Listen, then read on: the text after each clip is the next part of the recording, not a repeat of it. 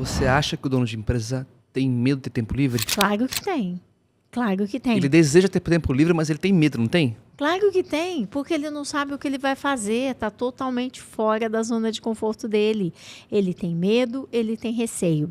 Eu me lembro até hoje, o dia que eu estava passando pela recepção, tocou o telefone, eu atendi no meu escritório, e eu atendi normal, aqui a Carmen e tal, e a pessoa falou assim, eu quero falar com a Isabela. Eu falei assim, tá, mas é a Carmen quem está falando? A Carmen? A dona. Eu? A Carmen? E a pessoa, oi Carmen, tudo bem? Você pode passar a Isabela? Eu fiquei... Como assim? Passei a Isabela, mas eu fiquei perguntando, como que ele não quis falar comigo? Todo mundo quer falar comigo? E essa pessoa não quis falar comigo, quis falar com a Isabela. E ao mesmo tempo eu fiquei, ele não quis falar comigo, ele quis falar com a Isabela. É uma confusão de sentimentos muito grande que acontece nesse momento.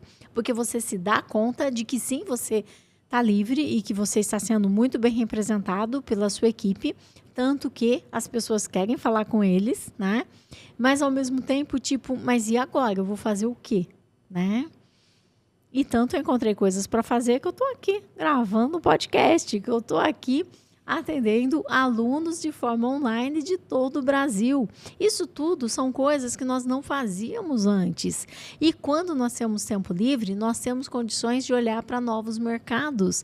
Eu não sei qual é o mercado de quem está assistindo esse podcast, mas com certeza ele tem muito mais para poder estar ampliando. Com certeza ele tem sonhos engavetados e eles só vão se realizar quando ele encontrar tempo livre, quando ele confiar na tua equipe. Confia em quem você contratou e saiba que a tua equipe é muito melhor do que você. Mas muitas vezes o dono de empresa não deixa eles trabalharem. O dono de empresa é a própria Branca de Neve, que arruma os anões, faz a barba dos anões, coloca o gorrinho dos anões, manda os anões para as minas trabalharem.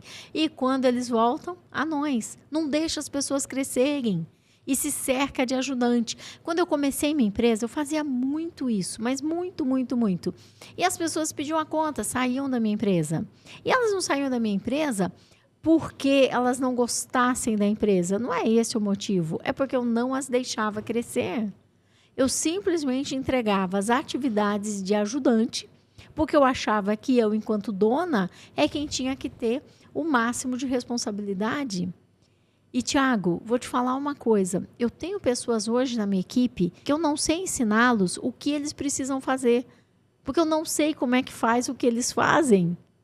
É neste momento que você se dá conta que você cresceu. Chegar nesse momento, o cara vai falar, eu tô sentindo que agora é o momento certo de eu ter o tempo livre. Eu cresci porque eu já não tenho mais ajudantes. Ajudantes eu vou lá e treino o que ele tem para fazer. Tá. Agora, as pessoas que você começa a contratar, que nem mesmo você sabe exatamente como é que faz aquilo que eles fazem, é porque a tua empresa cresceu. E você só vai chegar nesse nível quando você permitir que as pessoas cresçam. Ó, eu vou cavocar essa sua fala com uma coisa. Por exemplo, você está falando então que o dono de empresa, ele tem que, diria que sair do operacional. Isso está muito claro. Ele vai listar as atividades. No caso, na verdade, detalhe. Não tem, né? Só realmente se ele quiser que a sua empresa cresça e sobreviva. Perfeito. Caso contrário, ele pode pressupor que ele está querendo sufocado lá e ficar doente, ter um AVC. Ele está nessa raciocínio, ele quer, tomei a decisão, vou fazer todo um processo de documentação do que eu estou fazendo, vou enumerar complexidades e vou, nesse momento, trazer uma pessoa tão boa quanto eu, né? Eu posso ou melhor.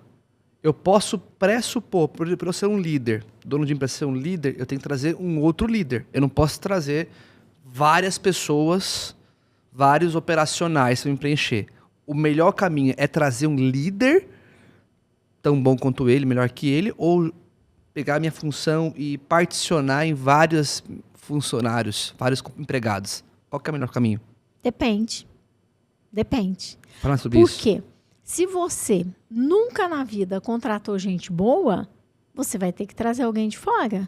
Então, isso já é um tiro no pé com todas as suas contratações. Você já contratou muito, muito errado e esse líder ele vai ter dificuldades, inclusive para que a equipe o aceite. É um bom tiro no pé. Essa pessoa tem que ter muita habilidade, tem que ser realmente bom e você precisa prepará-lo e dar suporte até mesmo antes dele entrar na tua empresa, porque senão a tua equipe vai falar assim: o cara ganha 5 vezes mais do que eu e fica vindo me fazer pergunta. E aí essa pessoa já entra morta na tua empresa. Essa é uma possibilidade. Eu respondo pro líder, eu respondo por toda a empresa, mas não para esse cara. Essa é uma possibilidade, mas não é a possibilidade que eu recomendo, porque é a mais difícil. É a mais difícil. É a mais complexa, porque você vai entregar um time de perna de pau e querer que ele seja campeão. Porque se você já está trazendo uma pessoa de fora, é porque você não contratou ninguém na tua equipe que tenha condições de desenvolver. E aí você vai pegar esse time de gente muito ruim, né? E falar para o cara, olha aqui, ganha a Copa do Mundo com eles. Estou te pagando aí R$20 mil por mês, você é o gerente, você ganha a Copa do Mundo com eles. Gente, cai na real. Se você, que é o dono, não conseguia nem tá no time da 4ª divisão com eles, imagina uma pessoa de fora que vai conseguir. Mas não vai mesmo. Então, se este é o seu caso, eu recomendo que você faça uma boa análise de todo mundo que está na tua empresa e verifique quem é que tem condições de ser um nível 2 e passe um pouco mais de atividades, de responsabilidades e desta forma você começa a formar seus pequenos líderes lá dentro. E já começa em paralelo a contratar pessoas que tenham condições de se desenvolverem, pessoas boas. A escadinha, então, né? Tiro formando um candidato a e escadinha. vou montando já a reposição. Porque contratar gente ruim é prejuízo. Se você mantém ele na tua empresa, é prejuízo. Se você tira, é prejuízo. Se você tira um ruim e coloca outro ruim, é mais prejuízo ainda. Gente que você contratou e que não está alinhado com os valores da tua empresa, com a cultura da tua empresa, com aquilo que você espera que ele faça, vai te trazer prejuízo. Mais cedo ou mais tarde, essa pessoa acaba te trazendo prejuízo. Então, você precisa fazer o quê? Começar a trazer gente boa e avaliar entre aqueles que não têm condição para ser um líder, quem pode ser um nível 2. Qual a diferença do nível 1 com o nível 2? É que o nível 2, ele já sabe escrever os processos junto com você. Porque eu gosto muito que a pessoa documente o que ela faz, como ela faz e por que ela faz. Essa coluna do porquê ela faz, dentro da minha metodologia, eu ensino meus alunos a avaliarem essa coluna do porquê faz. E eu vou ensinar neste podcast. Quando você explica para essa pessoa que ela vai escrever o motivo pelo qual ela faz aquela tarefa, e as respostas que aparecem são coisas do tipo: ah, porque é meu trabalho. Ah, porque eu sou pago para fazer. Ah, porque eu tenho que fazer. Ah, porque tem que fazer. Isso mostra que essa pessoa está num nível de consciência muito baixo para ser considerado um nível 2 ou para ser um líder.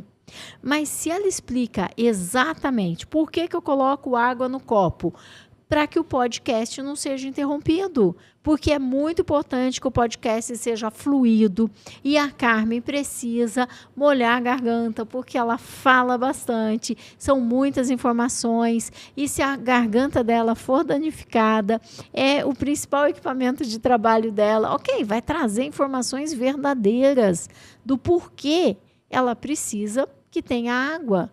Ah, por que você põe água? Ah, porque me mandaram colocar. Ou porque sempre foi assim. Porque sempre foi assim, né? Então, esse tipo de resposta mostra o nível de consciência e de engajamento que essa pessoa tem, o quanto ela está preocupada com aquilo que ela está fazendo e qual é o resultado daquilo que ela faz. Uma pessoa que te traz uma resposta engajada já é uma forte candidata para ser o nível 2. Então, quando ela escreve o como ela faz, você pode explodir cada uma daquelas linhas num processo. E é essa pessoa que vai te explicar o processo. E por que você precisa que essa pessoa exploda o processo se você sabe fazer de olhos fechados? Porque não é você que tem que saber, é ela. E quando ela tem esse processo com uma explosão de detalhes e ela sabe exatamente o passo a passo, você concorda que se ela tem uma receita de bolo, fica muito fácil ensinar até quem nunca fez bolo fazer bolo? Com certeza, né? E Aí, então, ela pode vir para o nível 3 e começar a treinar pessoas e ela vai estar indiretamente liderando pessoas. Mas liderando pessoas com conhecimento de causa. Ela não tem um cargo de líder, mas ela tem um cargo de sênior. Pode ser um operador de máquina, nível 1, 2, 3, vendedor 1, 2, 3, recepcionista 1, 2, 3. Qualquer função que ela pode ter esses níveis. O nível 2 escreve os processos, o nível 3 lidera a implementação desses processos, treina outras pessoas, participa da escolha de outras pessoas. Isso já são parte das atividades que um líder desenvolve. Isso por si só vai começar a trazer muito mais tempo livre para esse dono de empresa, mas é um tempo livre com qualidade, porque ele tem segurança daquilo que a pessoa está sendo treinada para fazer. E então, talvez essa pessoa no futuro possa ser promovida para um cargo de líder. E depois de líder, quem sabe um coordenador, quem sabe um dia um supervisor, quem sabe um dia um subgerente, quem sabe um dia um gerente. Então tem toda uma sucessão, porque não existe mágica, você não vai trazer um líder externo e ele vai estar pronto para a realidade da tua empresa.